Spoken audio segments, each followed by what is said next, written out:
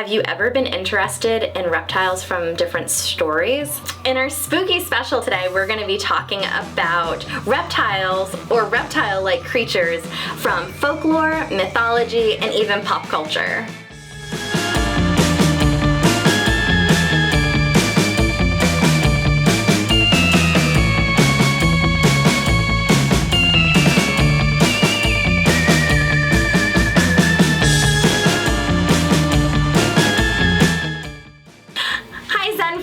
And happy Halloween! We're so excited to share this with you. We are doing a spooky special. This is my friend Chip. He is a ball python and he's gonna help introduce this video. Here at the Zen Habitats office, we love Halloween. In our spooky special today, we're gonna be talking about reptiles or reptile-like creatures from folklore, mythology, and even pop culture. Make sure you like this video and subscribe to our YouTube channel, as well as click that notification bell. That way you'll be informed anytime we post a new video. So to start off this video, I want to talk about 3 reptilian creatures from folklore.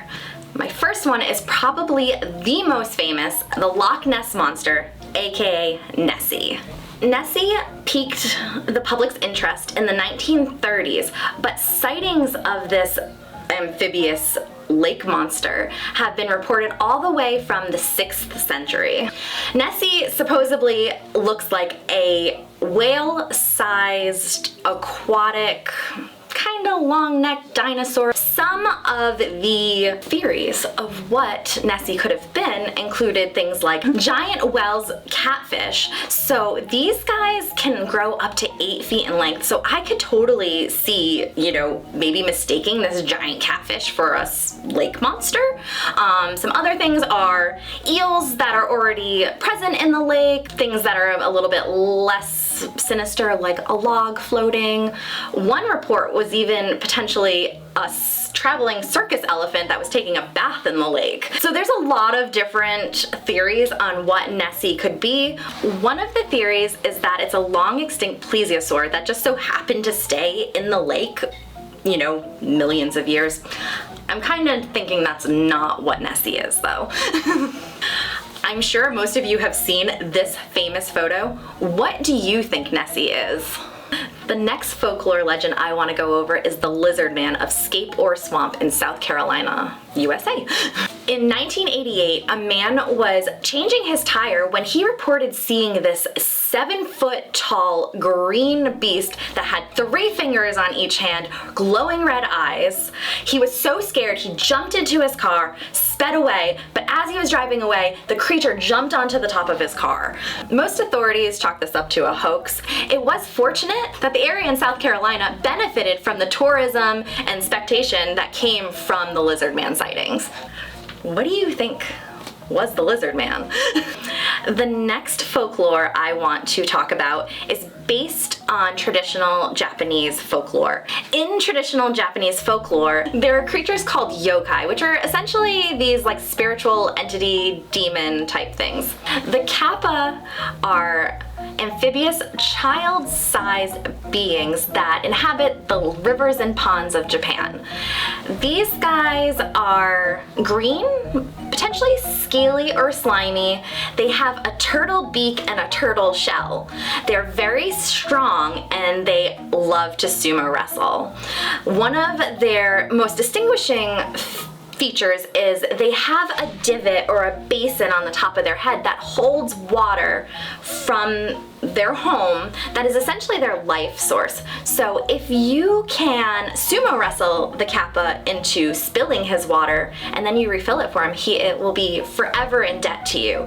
The Kappa aren't all bad.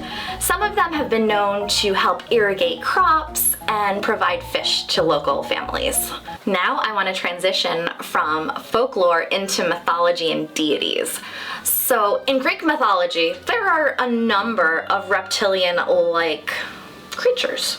The first one I want to talk about is Echidna, and she was the mother of all monsters. She was a half woman, half snake being that lived in solitary in a cave and fed on passers-by. Echidna and Typhon parented some of Greek mythology's most famous monsters like Hydra, Chimera, Cerberus.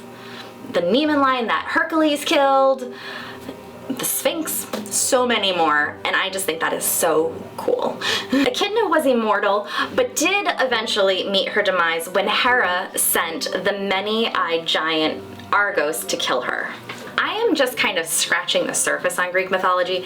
It's huge, and I think it's so fascinating. If you are interested in learning more about it too, we're gonna include some links so that you can do your own research and learn about some of these creatures. So while I'm on the topic of Greek mythology, the next 3 beings I want to talk about are the Gorgons. So Gorgons are females that have venomous snakes as hair and can turn people into stone by looking at them. So automatically, I'm sure you're thinking Medusa, but she actually had 2 more sisters named Stheno and Euryale.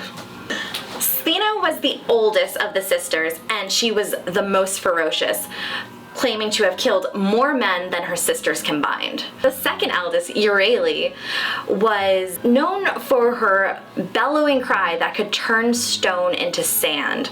This is mentioned when her youngest sister, Medusa, was killed by Perseus. Medusa is definitely the most common featured Gorgon, but I wanted to talk a little bit about her demise. King Polydectes sent Perseus to kill Medusa. He did this using a scythe from Hermes and a mirrored shield from Athena. Supposedly, when her head was chopped off and fell into the ocean, the blood turned into Pegasus and Chrysaor, which is some other mythical beings from Greek mythology. The next creature I want to talk about isn't from Greek mythology, but is from ancient Egyptian times. His name is Sobek, and he was the god of the Nile. He was presented as having the body of a man and the head of either a Nile crocodile or a West African crocodile. He was known for his ferocity, but was also worshipped for fertility and protection against the crocodiles of the Nile. Okay, now that we went over some creatures that have long, deep history, I want to go over some new guys that are featured in our today's pop culture. One I want to talk about is probably the most famous, or one of the most famous, and my favorite, Godzilla. I'm basing this off of the 1950s origins of the original kaijus. If you don't know, a kaiju is essentially the title for movie monsters in Japan.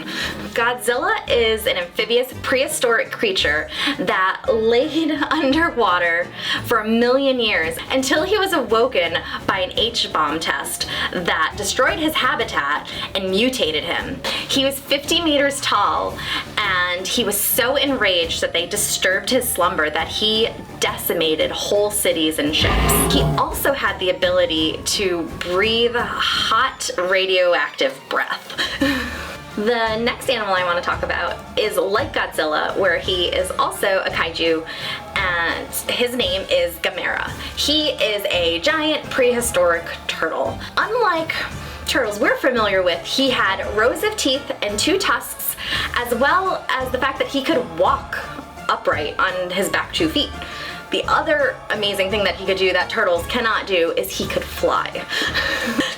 Gamera could fly by pulling in his limbs, like his arms and legs, and then jets of fire would shoot out of the cavities and he would just jet propulse himself up. Like Godzilla, he was slumbering in the ocean when man woke him up. This time it was because of an atomic blast in the Arctic. The other notable thing about Gamera was that he ate flammable substances like coal and oil and things like that.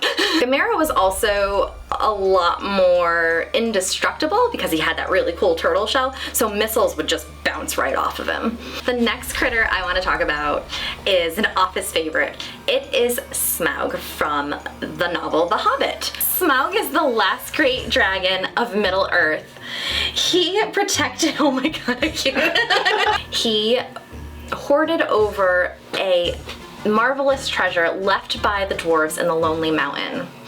He protected this hoard for 171 years. Smaug was covered in impervious scales that made him pretty indestructible, all except for his defenseless belly.